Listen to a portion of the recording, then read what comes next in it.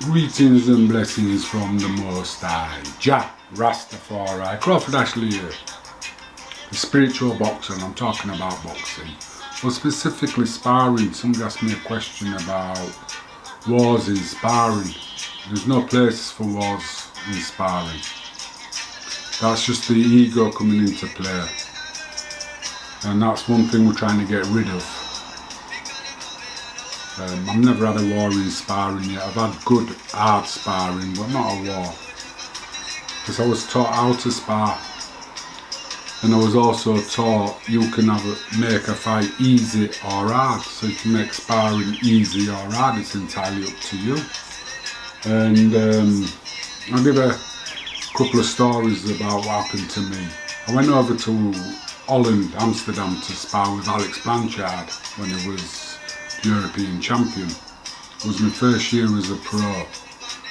And in the first session there was me,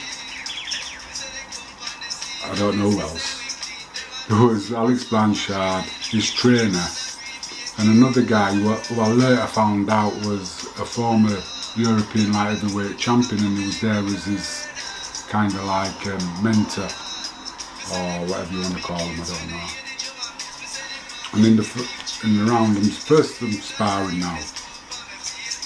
And in the first round, this trainer's telling me to go forward. So I was going forward, pushing him back. And I kept getting caught. So Maya tells me, you're doing something wrong, move. So I start boxing and just jabbing. Boxing and just jabbing. And I'm picking him off. And his trainer's telling me to go forward. I ain't listening to him, I'm not interested in what he's got to say. Because every time I'm going forward, I'm getting hit. And all I can hear is this guy shouting, links, links. I ain't got no idea what links is. So I come back to the corner, and the guy's telling me links, links, throwing out his left hand. So I just continue to do that. And between the rounds, this guy is having an argument with Blanchard and his trainer. I ain't got a clue what's going on. And it only was till after the session that I found out. The guy who was sort of like where I was staying, he could speak English and he translated it. He told me that the guy was a former European champion and says to him, to use me from the jab and to use me from the movement and work, boxing. He said, they can get anybody to be a punch bag. He says, but we can learn something from him.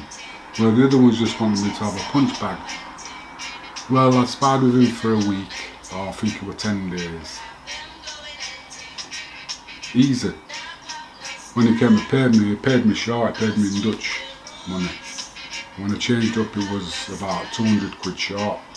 So I wanted to fight him again, but we never fought. I think he retired. And then another sparring, I was in London, and it was at Charlie Magrid's gym with one of the Bowens. I was asked if I'd spar with him, so yeah, no problem.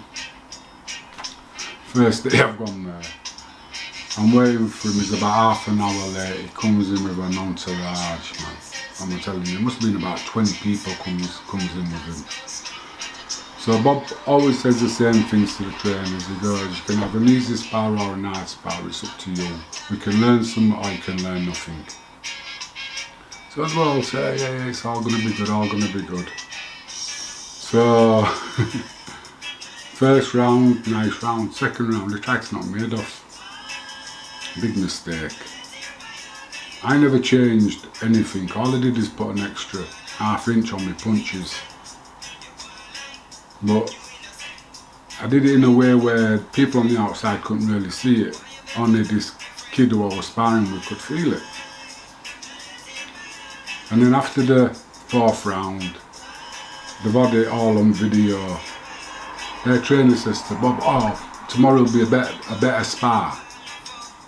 Because now we know what Crawford does. We've got him on video. We'll be a better spar tomorrow. Next day they come, late again, but they want as many people in the entourage this time. Again, first round brilliant. Second round, tried to up it. Didn't work. After the spar, they come out. They said the same thing again. We've got him on tape. We know what he's going to do next time. Blah blah blah. Be a better spar. Third day comes along. I'm down there. He comes in early. Him and he's just his trainers. Nobody else there. We spar. Same thing happens again. First round's nice. Second round, he's trying to knock me head off. Comes unstuck. Anyway, cut a long story short. After the last sparring session, as I get out of the ring, Charlie's laughing his head off and he goes, "Crawford, you beat him up in secret." Because he could see what was going on. To me, I never changed. Because when I'm in a ring, I'm focused and I'm at home. I'm just not putting any extra. There's my punch. But then if I want to hit you hard, I'll just move in a little bit further. That's all I'll do. And it's same as when I sparred with Michael Bent before he boxed Derby Hyde for the world title. I boxed his head off. Absolutely boxed his head off. He lost his rag. But for me, sparring has always been about one thing: working on your weaknesses. Because when I get in a ring, I don't want to be thinking. If I'm thinking, I'm too slow. So all my thinking is done when I'm sparring. Which way can I see the opening? Where can I put the punch? And if I can touch you, I can knock you out. I can, well, not knock you out, but if I can touch you, I can hit you hard. That's what it is with me in sparring. If I can touch you, I can hit you hard. I don't want to hit you hard, I don't want to touch you. When I get in the ring, to me it's about target practice. If I see the opening, I want to hit it. And sometimes the punch is coming back after I've seen the opening. That's, to me, what boxing is about. It's like when I went in against None, I think it was Tris Dixon asked me the question, how did I know when I was in trouble? And I didn't even think about being in trouble, even though I'd been down 4 or 5 times.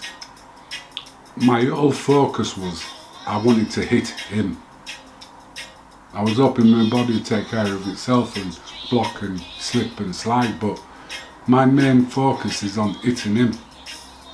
I want to be accurate, I want to hit you, and I want to hit you hard. That's what it is for me in a ring, when I'm fighting.